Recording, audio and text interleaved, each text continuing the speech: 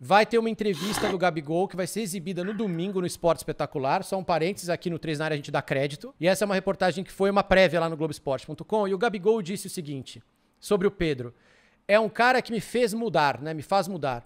Mas talvez essa mudança, mudar o jeito de jogar, tenha feito melhor pra mim do que pra ele.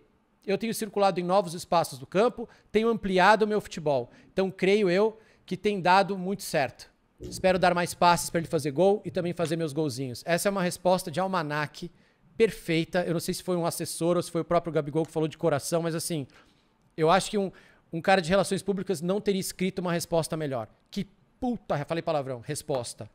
Baita resposta boa, comprovando uma tese do 3 na área. A gente vinha falando disso há bastante tempo, né? Que ele estava jogando em espaços diferentes, que ele provavelmente abriu mão da Copa do Mundo, mas ele tá olhando o copo meio cheio, falando que ele tem circulado, que ele tem ampliado o futebol dele, tem aprendido coisas novas e que fez melhor para ele até do que para o Pedro. E achei a resposta maravilhosa. Queria ouvir a opinião de vocês, Tomás. É exatamente isso. O Gabigol abriu mão de talvez ter um maior holofote para um bem maior do time. A gente sabe que na seleção ele começou a brigar por uma outra posição, que às vezes também fazem uma tempestade em copo d'água no nível do Gabigol, que tem um nível muito bom.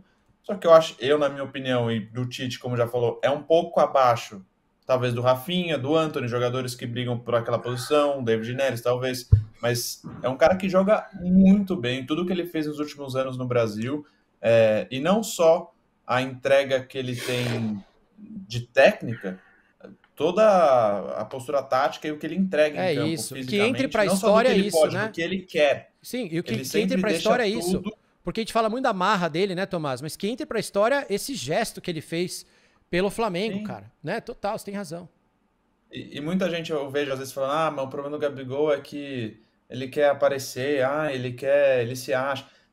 Tudo de bom que ele faz, eu acho que é um pouco por conta desse ego, que eu acho que no atleta profissional tem certos pontos do ego que não é uma coisa ruim, não. Perfeito. Quantos jogadores talvez se tivesse um ego forte, eu vejo vários jogadores que tecnicamente, fisicamente são absurdos, mas tem aqueles 10 gols na temporada, não tem aquele ego de querer fazer gol, de querer ser capa do jornal. Tem coisas que não, a gente meio que colocou o ego como uma coisa horrível hoje em dia. Obviamente, quando passa do ponto, pode criar um egoísmo, mas até certo ponto que eu acho que o Gabigol tem, é bom pro atleta. Eu gosto quando você fala isso. Eu gosto quando você fala isso, eu concordo com você. O ego é também. Eu dei uma entrevista no dia que vai pra frente, depois não vou falar o que é, mas falei sobre isso. E é um mecanismo de defesa. E as pessoas que estão muito expostas, como o Gabigol tá, no maior clube do Brasil, com a pressão que ele recebe, podendo ir pra Copa do Mundo, às vezes o ego é uma forma de se defender, é uma forma de falar, eu me acho mesmo, eu sou bom mesmo, para você não se contaminar pelo que vem de fora, entendeu? Então você tem razão. Isso é uma tese da minha vida, desde novo. Detesto falsa modéstia, detesto reserva de pobreza, que foi uma frase que eu aprendi essa semana, que é uma frase muito boa, por sinal. E é uma reserva de mediocridade.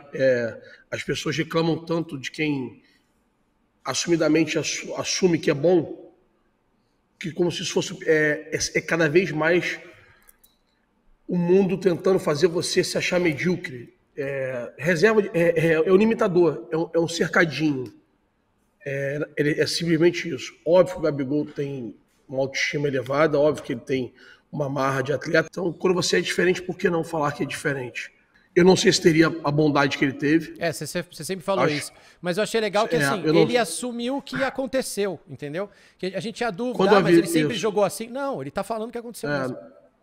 Quando eu falei isso lá atrás eu fui o primeiro a falar isso. Aí falaram que eu tava maluco, que não era isso, que ele tinha jogado assim no Santos. Não jogou assim no Santos, era diferente. Eu acho que ele foi muito nobre de fazer isso. Repito, se ele bate na tecla de não vou jogar aberto, o Pedro até hoje estaria no banco do Flamengo. Fato. Ele é o presidente do Flamengo, termo que a bola usa, né? Ele é o dono do time. Ele abriu mão do processo pelo Flamengo. Eu, no lugar dele, não teria feito, porque custou a seleção brasileira para ele.